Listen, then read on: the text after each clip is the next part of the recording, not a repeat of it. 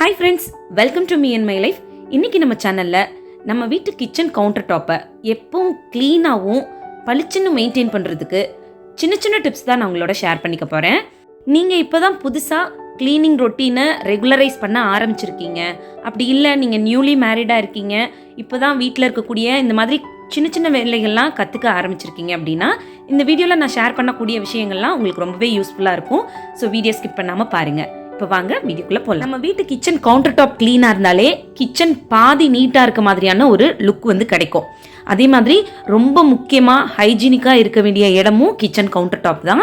இந்த மாதிரி நம்மளோட கவுண்டர் டாப்பை எப்பவும் க்ளீனாக வச்சுக்கிறதுக்கு சில விஷயங்களை நம்ம ரொட்டீனாக ஃபாலோ பண்ண ஆரம்பிச்சிட்டாலே நம்ம வீட்டு கிச்சனும் சரி கவுண்டர் டாப்பும் சரி எப்பவும் பளிச்சுன்னு இருக்கும். அது என்ன மாதிரியான விஷயங்கள் அப்படின்றத நான் உங்களோட இப்போ ஷேர் பண்ணிக்க போகிறேன். ஃபர்ஸ்ட் நம்ம ஸ்டவ் வச்சிருக்க இடத்துலேருந்து ஸ்டார்ட் பண்ணலாம். இந்த மாதிரி நம்ம பால் காய்ச்சும் போதோ இல்லை பருப்பு வேக வைக்கும் போது சாதம் வைக்கும் போதெல்லாம் அந்த குக்கர்லேருந்து தெறிக்கக்கூடிய தண்ணி பால் சில நேரங்களில் டக்குன்னு நம்ம கவனிக்காமல் விட்டால் பொங்கி வழிஞ்சிரும். ஸோ இதெல்லாம் வந்து நம்ம சமையல் முடிச்சுட்டு க்ளீன் பண்ணிக்கலாம் அப்படின்னு நினச்சிங்கன்னா அந்த கரை வந்து ஸ்ட்ராங்காக அந்த ஸ்டவ்வில் ஒட்டிக்கிறோம்.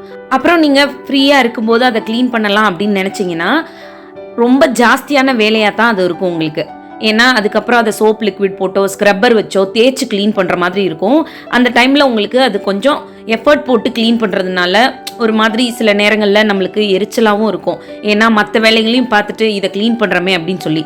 அதனால நீங்கள் இந்த மாதிரி சின்ன சின்ன விஷயங்கள்லாம், ஒரு பருப்பு தண்ணி அந்த ஸ்டவ் மேலே பட்டுருச்சு, இல்லை பால் இந்த மாதிரி பொங்கி வழிஞ்சிருச்சு, கிரேவி ஐட்டம் ஏதாவது அதில் கொட்டிடுச்சு அப்படின்னா உடனே ஒரு ஈர துணி வச்சோ இல்லை நான் இப்போ க்ளீன் பண்ணேன் இல்லையா வைப்ஸ் வச்சோ டக்குன்னு தொடச்சி எடுத்துட்டீங்க அப்படின்னா அது வந்து ஒரு நிமிஷம் வேலையாக தான் இருக்கும்.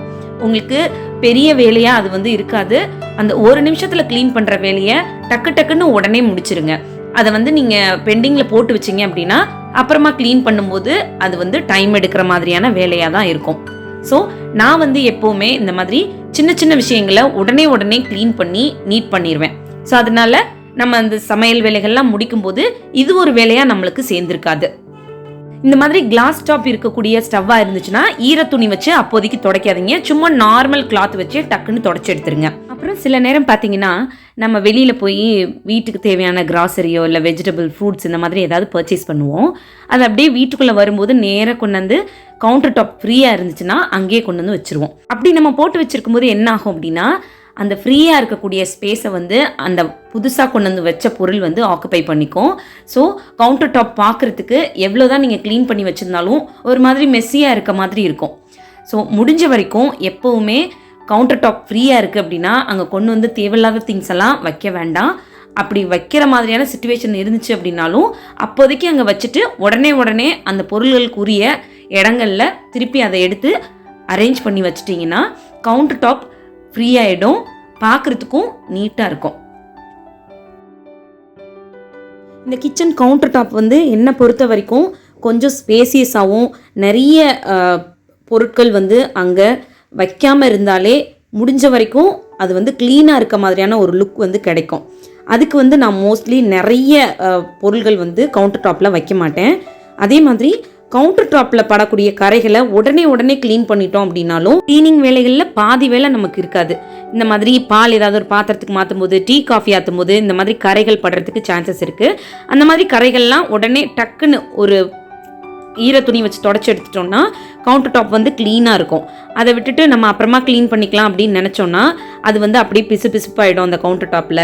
திருப்பி அதுக்கு ஒரு டைம் எடுத்து நம்ம க்ளீன் பண்ணுற மாதிரி இருக்கும். ஸோ இந்த மாதிரி சின்ன கரைகள்லாம் உடனே தொடச்சி எடுத்துருங்க. அதே மாதிரி வெஜிடபிள்ஸ் ஃப்ரூட்ஸ் எல்லாம் கட் பண்ணும்போது சைடில் இந்த மாதிரி ஒரு யூஸ் அண்ட் த்ரோ பாக்ஸோ இல்லை பழைய பிளேட்ஸ் ஏதாவது இருந்துச்சுன்னா ஒன்று சைடில் வச்சுக்கோங்க.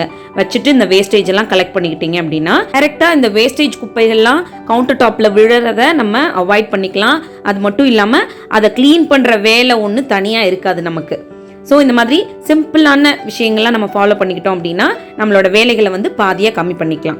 அடுத்ததாக நம்ம சமையலுக்கு யூஸ் பண்ணக்கூடிய இந்த மாதிரி ஆயில் கண்டெய்னர், அதுக்கப்புறம் சமைச்சிக்கிட்டு இருக்கும்போது யூஸ் பண்ணக்கூடிய ஸ்பூன்லாம் வந்து வைக்கிறதுக்கு சைடில் இந்த மாதிரி ஒரு சின்ன பிளேட், அதுக்கப்புறம் குட்டி பவுல் இந்த மாதிரி வச்சு அதில் நம்ம வச்சிட்டோம் அப்படின்னா இந்த ஆயில் கண்டெய்னர்லேருந்து வழிஞ்சு கவுண்டர் டாப்பில் விழக்கூடிய எண்ணெய்கள் எல்லாமே அந்த பவுலில் வந்து கலெக்ட் ஆகிடும். அதே மாதிரி இந்த மாதிரி பிளேட் வந்து நீங்கள் ஸ்பூன் ரெஸ்ட்டாக யூஸ் பண்ணீங்க அப்படின்னா அந்த கரைகள் எதுவும் டைரெக்டாக கவுண்டர் டாப்பில் விழாமல் அந்த ஸ்பூனில் தான் இருக்கும். ஸோ இதை நம்ம எடுத்து க்ளீன் பண்ணிக்கலாம். அதே மாதிரி சமைச்சுக்கிட்டு இருக்கும் போதே சைட் பை சைடாக கிச்சனில் நீங்கள் சமையலுக்கு யூஸ் பண்ணக்கூடிய அந்த பொருட்கள்லாம் இருக்கும் இல்லையா, அதெல்லாம் வந்து லைட்டாக அந்த மாதிரி தொடச்சி எடுத்து வச்சிட்டிங்க அப்படின்னா எல்லா பொருளுமே திரும்ப நம்ம எடுத்து யூஸ் பண்ணும்போது ஒரு மாதிரி பிசுபிசுப்பு இல்லாமல் க்ளீனாக இருக்கும். பார்க்குறதுக்குமே கவுண்டர் டாப்பில் அந்த பொருட்கள்லாம் பளிச்சுன்னு இருக்கும். ஸோ அதனால சமைச்சிட்டு இருக்கும்போது சைட் பை சைடாக நம்மளுக்கு அந்த டைம் கிடைக்கும் போது இந்த மாதிரி சின்ன சின்ன விஷயங்கள்லாம் தொடச்சி நீட் பண்ணி வச்சுக்கிறது ரொம்ப நல்லது. அதே மாதிரி கிச்சன் கவுண்டர் டாப்பில் இருக்கக்கூடிய கிச்சன் ப்ராடக்ட்ஸ், அப்புறம் நீங்கள் ஆர்கனைஸ் பண்ணி வச்சுருக்க ரேக், பேஸ்கெட், இதில் வச்சுருக்க பொருட்கள்லாம் ஒரு தடவை லைட்டாக தொடச்சி விட்டுட்டீங்க அப்படின்னா அதில் மேலே தூசி, இந்த மாதிரி ஆயில் பிசுக்கு இதெல்லாம் சேர்றதை வந்து நம்ம அவாய்ட் பண்ணிக்க முடியும். அப்புறம் உங்களோட கிச்சன் வேலைகளை ஆல்மோஸ்ட் முடிக்க போகிறீங்க, லாஸ்ட்டாக ஏதோ ஒரு சாதம் மட்டும்தான் வச்சுருக்கீங்க, இதுக்கப்புறம் சமையல் வேலைகள் எதுவும் இல்லை அப்படின்னு உங்களுக்கு தோணுச்சுன்னா டக்குன்னு ஒரு ஈர துணி வச்சு அந்த கவுண்டர் டாப்பை துடைக்க ஆரம்பிச்சிருங்க. அப்படி அப்போ தொடச்சி வச்சிட்டிங்க அப்படின்னா நீங்கள் எப்போ கிச்சனுக்குள்ளே போனீங்கனாலும் கிச்சன் வந்து பளிச்சுன்னு இருக்கும். இதை அப்புறமா க்ளீன் பண்ணிக்கலாம், இல்லை நைட்டு தூங்குறதுக்கு முன்னாடி க்ளீன் பண்ணிக்கலாம்னு சொல்லிட்டு ஆஃப்டர்நூனில் இருந்தோ இல்லை மார்னிங்கில் இருந்தோ அந்த கவுண்டர் டாப்பை அப்படியே போட்டு வச்சிட்டிங்க அப்படின்னா நிறைய எண்ணெய் பிசுக்கு சேரும். திரும்ப உங்களுக்கு கிச்சனில் போய் வேலை பார்க்கறதுக்கே சில நேரம் வந்து பிடிக்காமல் இருக்கும். ஸோ நம்மளோட கிச்சன் சுத்தமாக இருந்துச்சுன்னா நம்மளுக்கு ஒரு பீஸ்ஃபுல்லாக கிச்சனுக்குள்ளே போய் வேலை பார்க்கறதுக்கு மைண்ட் ரிலாக்ஸ்டாக இருக்கும்.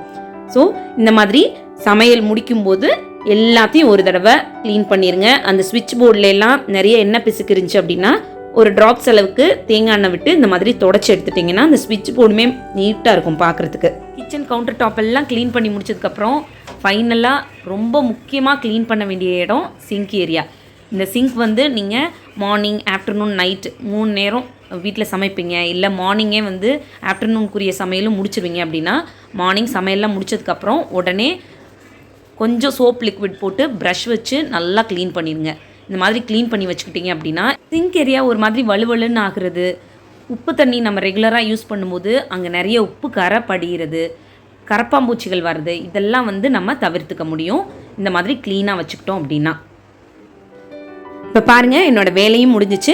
கிச்சன் கவுண்டர் டாப் எப்படி பளிச்சுன்னு இருக்குன்னு. இந்த மாதிரி சின்ன சின்ன வேலைகளை நம்ம ரொட்டீன் பண்ண ஸ்டார்ட் பண்ணிட்டோம்னாலே கிச்சன் கவுண்டர் டாப் எப்பவும் க்ளீனாக இருக்கும். க்ளீனிங் பண்ணுறதுக்கான ஒரு டைம் வந்து தனியாக நம்ம ஒதுக்க தேவை இருக்காது. இந்த வீடியோ உங்களுக்கு யூஸ்ஃபுல்லாக இருந்திருக்கும் அப்படின்னு நினைக்கிறேன். வீடியோ பிடிச்சிருந்தா வீடியோ லைக் பண்ணிவிட்டு நம்ம சேனலை மறக்காமல் சப்ஸ்கிரைப் பண்ணுங்கள். தேங்க்யூ.